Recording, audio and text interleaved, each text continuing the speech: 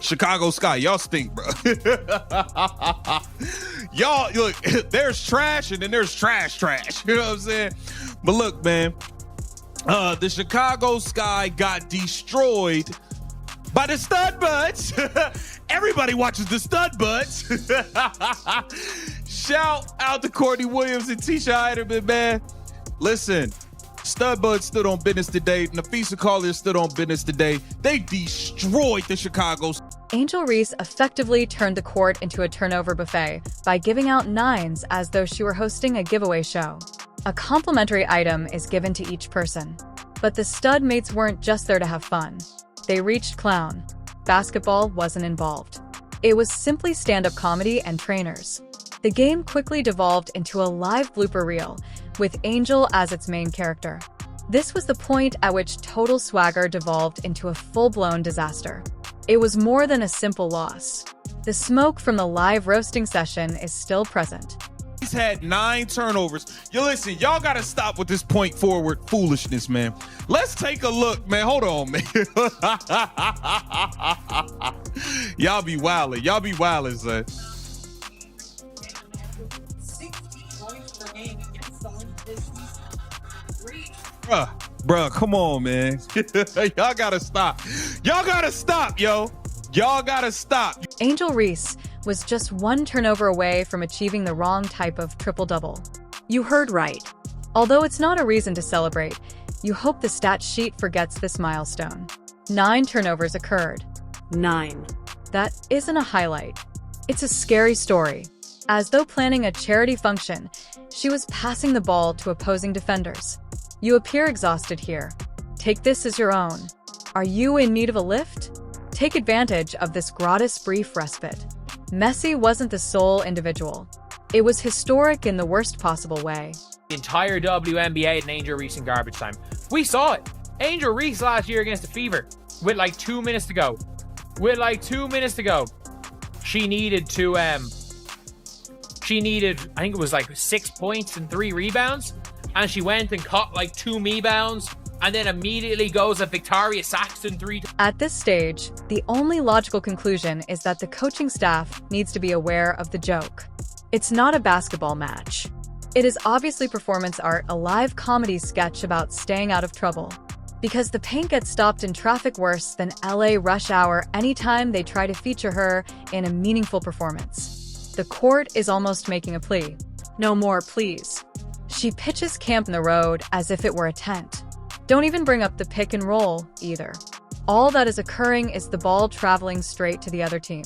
Is after this opponent, gets close to her during a box out, grabs her by her hips, and hip tosses her, throwing her to the ground. She stands up, she walks over to this opponent, bends over, screams in her face, and flips her the double bird. That's the WNBA gold. We're gonna get into it. And the laughter, oh, Angel. Oh, my angel, you're my darling, angel, angel, angel. You've been playing well, Angel. I give it to you. You've been playing well. But every now and then, those stinkers, oh man. Instead of seeing the offense crumble, which would be perfect if this were a passing drill in preschool rather than the professional league, they've given her the cute title of facilitator. The facilitator is essentially telling everyone not to shoot.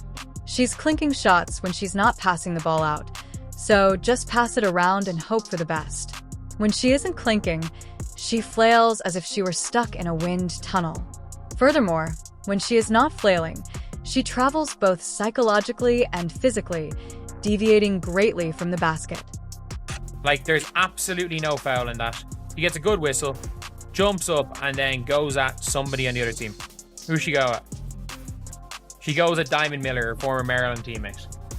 And like, Angel's 1 tech off a suspension as well. And is like, anytime anyone gets into it with her, she's straight in their face. And I'm like, I don't mind that, but you just gotta be smart. To be fair, this guy sucks, so you might as well just go and take your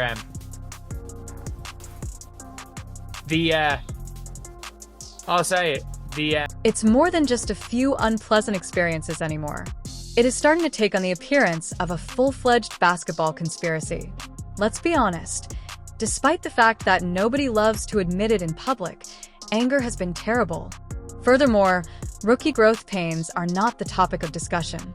We're talking about how awful it is that she's still on the roster. There are lawn ornaments with quicker feet and scarecrows with better grip. She's blocking the offensive like old gum stuck in an ATM slot, but God forbid anyone set her down. Raising the white flag would be the same thing.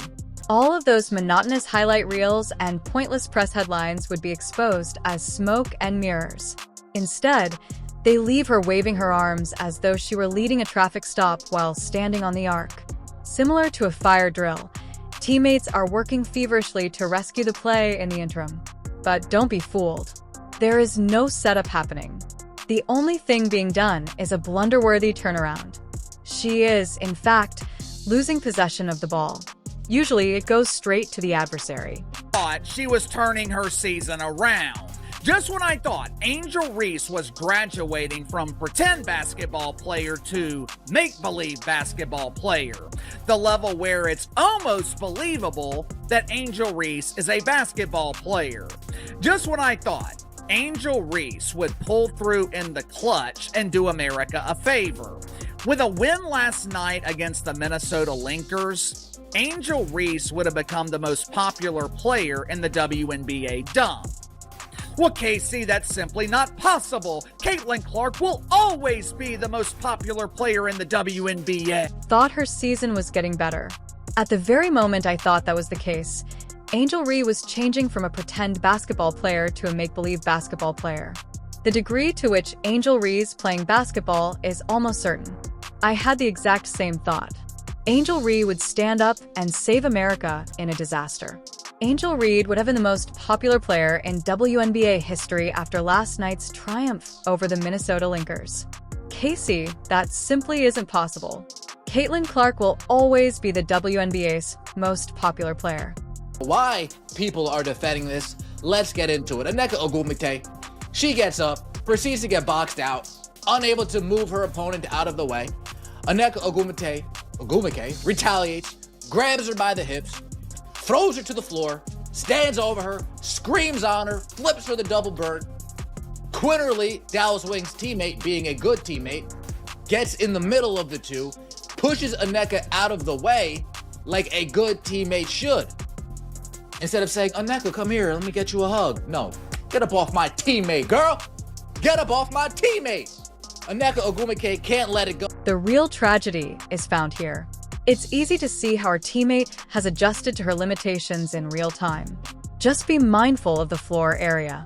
See how, like she's a basketball black hole, people stop and think about cutting in her path. No one wants to be the next to lose to a careless pass, a bad screen, or a stray dribble that bounces off her own foot. It's not strategy, it's damage control. They are not running any plays. It is ironic that they're avoiding disaster.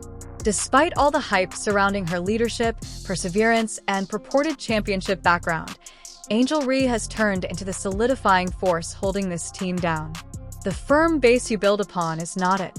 The kind that sinks the entire ship while everyone is still searching for life jackets. It is believed that 9 turnovers constitute a typical part of the learning curve. No, that isn't advancement. That is a total basketball identity crisis. Furthermore, standing in the dunker position while 2 defenders rush your buddy is not spacing. It is a straight obstacle. At the moment, Reese just posts transition buckets for the other team. She is not an inventor. The underdog makes a comeback kind isn't the most engaging. She is a twist in the story, the kind of script that ruins the whole thing. Angel Reese would have won last night. The entire setup appears to be a masterclass in distraction. The scoreboard and the scene where the team was blown away and their proclaimed superstar stumbled over her own hype can go unnoticed if you cut the film and add some dramatic music. Meanwhile, the rest of the crew is out there putting in a lot of effort. Players that are able to shoot, move without the ball, and comprehend how a shot clock works are all being benched for brand protection reasons. Because, let's be honest, winning isn't the primary objective anymore. The goal is to preserve one's reputation. Nobody wants to own up to the possibility that they bet on the incorrect horse. That's the most disheartening part, to be honest. Despite this, Angel Reese never asked to be overhyped. She is currently enmeshed in a storyline that seems less like a statistical synopsis and more like a fairy tale. Delusion, hype, double, and denial make up the real triple-double. She just created a delicious 30-piece special when you saw a double-double, is one way that some of you react. But if you watch the game with your eyes open and your common sense functioning, you would see it for what it really was. A disaster instead of dominance. Reckless, preoccupied, and a bit overconfident. The box office performance of Angel Reese is similar to news items that become viral. It's extravagant, stunning, yet, upon closer inspection, completely dishonest. Let's be honest for a moment. Although she typically obtains rebounds from her own failed baskets, Angel Reese does earn rebounds. She seems to brick it before waiting for the ball to come back into her grasp.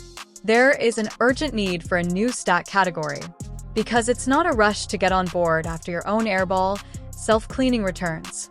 It's just preventing harm. That isn't what dominance is. That is, donning a headband while carrying out cleaning tasks. And when she makes those points, let's not pretend it's a simple offense. Half the time, the squad is shoving her into the playbook as if their lives depended on it. It hurts to watch someone try to fit a square peg into a round hole when the clock is ticking away. They handle her as though she is prime Shaq. But she ends as though her game controller had just stopped working. With every shot, it feels like a dice roll. Every possession is just one step away from a turnover. After enough tries, she will surely receive 10 points, but that is volume rather than efficiency. The ball escapes her grasp with all the fervor of a child tossing confetti and praying it turns into gold. It looks wonderful for a moment before snapping back to reality. The defenders literally let out a sigh of relief each time she makes another creative pass that goes straight into 3 of them. They appear prepared to say, "Family, thank you." And last night, Angel Reese would have surpassed the Rue from Waterloo in popularity. Now, I am not saying that her dozens of aliases would have passed Caitlin Clark, but Angel Reese herself, she definitely would have. Going into the game last night, Cheryl Reed, the head coach of the Minnesota Lynxers, she told the doofus duo who refer to themselves as stud buds, she told them, if they lost this game to the Chicago Bravado, they would no longer be allowed to stream on Twitter. She is being marketed as the WNBA spokesperson in spite of this. But whose face are we talking about here? She more closely resembles the warning label for all intents and purposes. Do you wish to master the art of pick and roll? Avoid the Angel Reese highlight reel at all costs. Do you need lessons in defensive rotation? Stop the video before it's too late. Are you seeking a guide on how to crash your team's momentum by driving carelessly into a wall of defenders? Well done. You've discovered your motivation. Her play now seems more like a work of contemporary art. The title is How to Sabotage an Offensive Play Without Ever Touching the Ball. She will stand immobile in the paint like a statue that no one asked for, then wait 5 whole seconds to fire a shot as though she were loading a medieval catapult. When she finally puts the ball in the post, her teammates disperse as though it had just caught fire because they're aware of what will happen next.